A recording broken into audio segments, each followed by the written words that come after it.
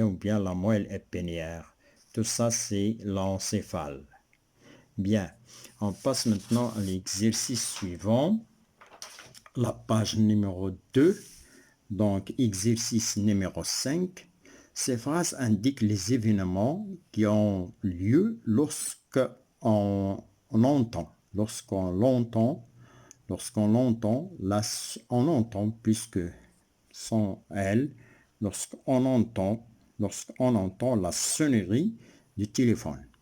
Ces phrases indiquent les événements qui ont lieu lorsqu'on entend la sonnerie du téléphone. Voilà. Classer ces événements dans un ordre logique. Premier événement A, conduction de l'influx nerveux. Ce n'est pas le premier. Naissance de l'influx nerveux au niveau de l'oreille. C'est le premier, naissance. Puis c'est stimulation du récepteur. Donc voilà le premier événement. Il faut qu'il y ait une stimulation de le récepteur, c'est-à-dire de l'oreille. Récepteur ici, il s'agit de l'oreille. Stimulation de l'oreille. Deuxième, donc c'est إهاجة المستقبل le récepteur المستقبل ici الحسي وهو l'oreille. Deuxième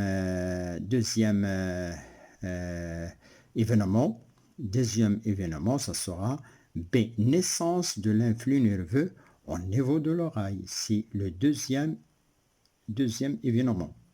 Troisième événement, ça sera ici conduction. Donc, stimulation, naissance de l'influx, conduction de l'influx nerveux par les nerfs auditifs ou bien les nerfs de l'oreille. Puis, quatrième analyse de l'influx nerveux par l'air auditif. إذن أعيدها بالعربية. Premièrement, إهاجة المستقبل الحسي. بعد الإهاجة نيسانس نشوء أو توليد السيالة العصبية في مستوى الأذن. ثالثا نقل السيالة العصبية وتوصيل السيالة العصبية إلى باحة السمع.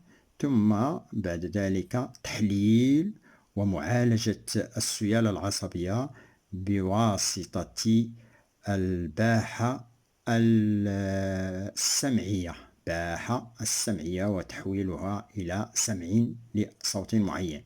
Donc, vous avez la classement C, B, A, D.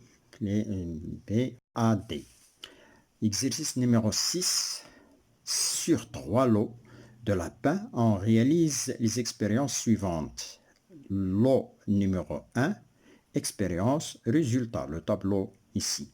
Alors, le lot numéro 1, qu'est-ce qu'on a fait?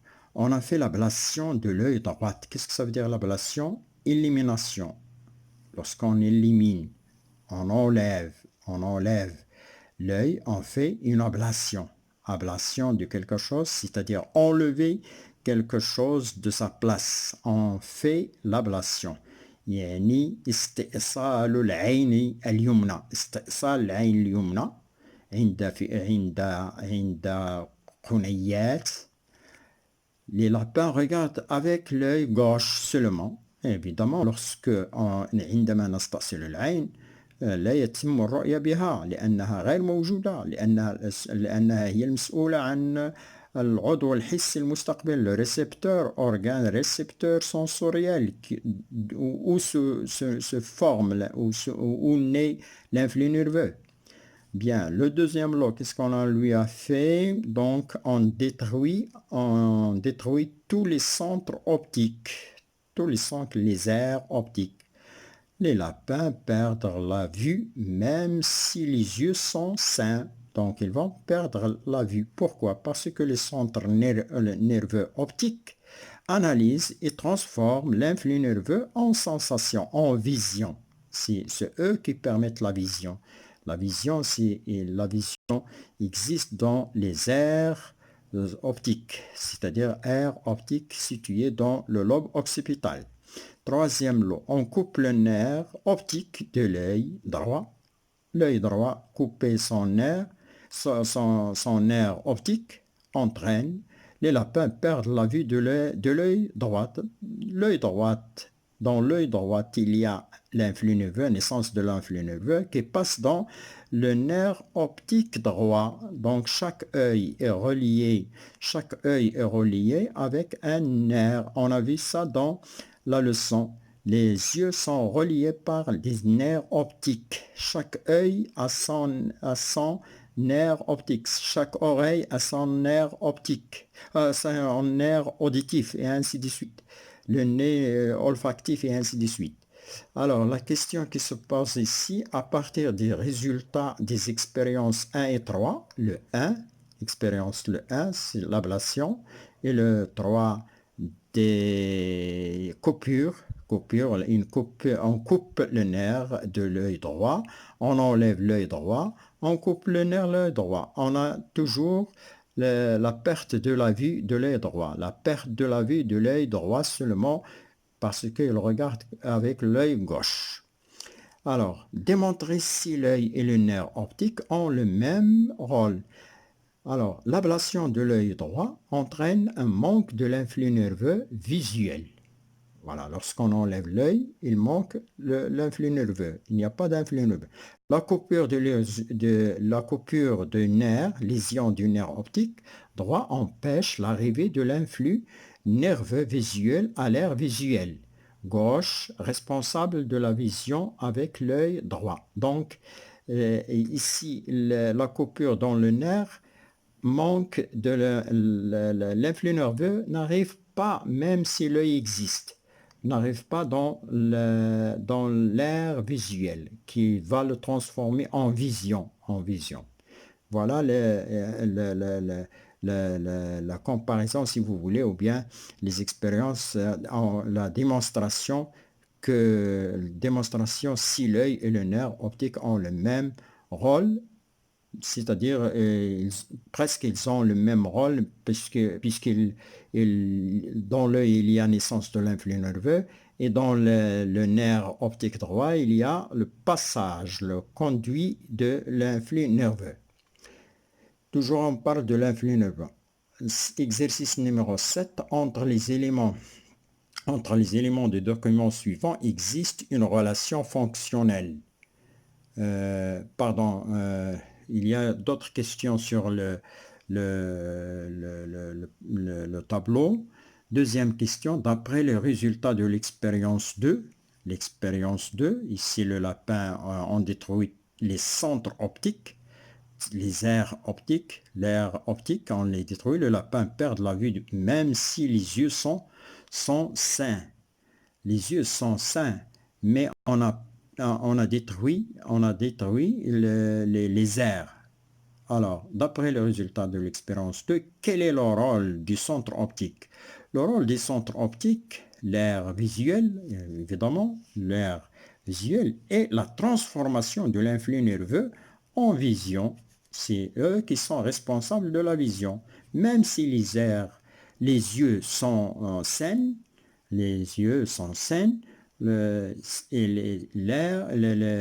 si on détruit l'aire visuelle ou bien les centres visuels, on ne peut pas voir avec تخريب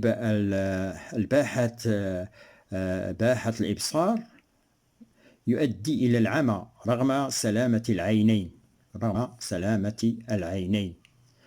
Troisième, écrivez dans chaque cadran ci-dessous l'organe qui entre en jeu dans la vision, indiqué avec une flèche rouge le sens de l'influx nerveux visuel. Voilà le tableau, les cadrans, il y a 3 cadrans, donc le premier vous mettez l'œil, deuxième cadran le nerf optique, troisième cadran l'aire visuelle. L'influx nerveux naît au niveau de l'œil, elle passe dans le nerf optique, puis il arrive à l'aire visuelle que le traite et le transforme en vision. Ici, j'ai ajouté le rôle. L'œil a un rôle récepteur sensitif. Le nerf optique a un rôle conducteur sensitif, centre visuel qui est responsable centre visuel responsable de la vision, celui avec lequel on voit les choses. Ici, l'influx nerveux est transformé en vision, transforme l'influx nerveux en vision ici. يحول السيالة العصبية إلى الرؤية هنا. l'air visuel الباحة البصرية تحول السيالة العصبية الآتية من العين بالضبط من الشبكة لاريتين عبر العصب البصري. كل عين لها عصب بصري لها إلى الباحة الإبصار. Donc, l'exercice numéro 7, le dernier exercice, entre les éléments du document suivant, existe une relation fonctionnelle qui a permis à une personne de reconnaître la température de l'eau. Vous avez ici un récipient dans lequel il y a l'eau, la main, vous avez l'encéphale, le cervelet, le cervelet, la moelle épinière, la main avec la peau. Et vous avez ici l'eau. Donc, si la personne met sa main dans l'eau, il va être informé sur la température. Ici, on vous a demandé la température de l'eau.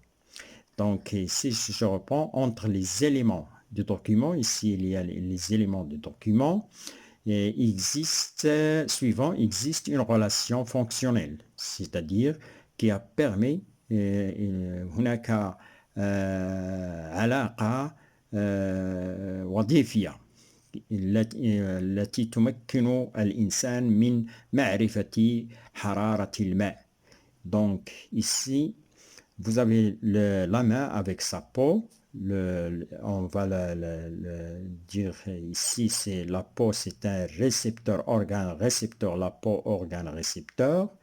Ici, vous avez, comme je l'ai dit, le cerveau, le cervelet, la moelle épinière. On va voir de quoi s'agit-il comme question. De quelle activité cérébrale s'agit-il? Ici, c'était la sensibilité consciente tactile du toucher. Puisqu'il y a la peau, c'est une sensibilité consciente tactile de toucher, ou bien tactile de toucher. De l'activité cérébrale s'agit-il? Ici, le cérébral,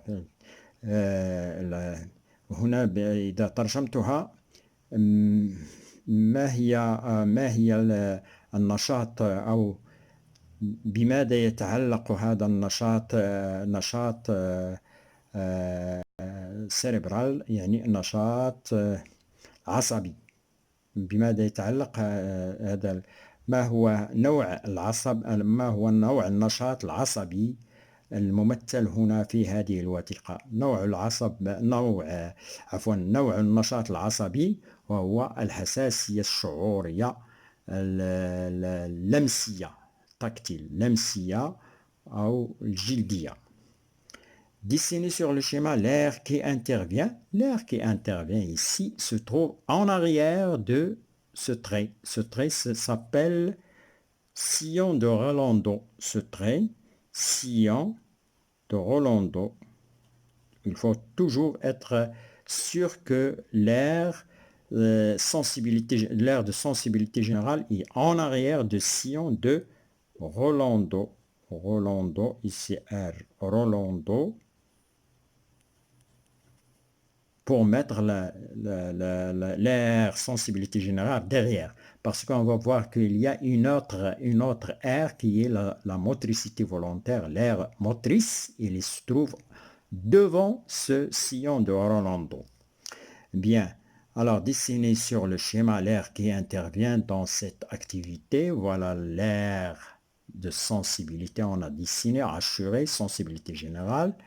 Indiqué sur le schéma le sens de l'influx nerveux, Voilà le sens de l'influx nerveux. Il part de la peau de la main vers le nerf rachidien, le bulbe, la moelle épinière, passant par le bulbe rachidien, passant et arrivant dans l'aire de sensibilité générale. Et merci.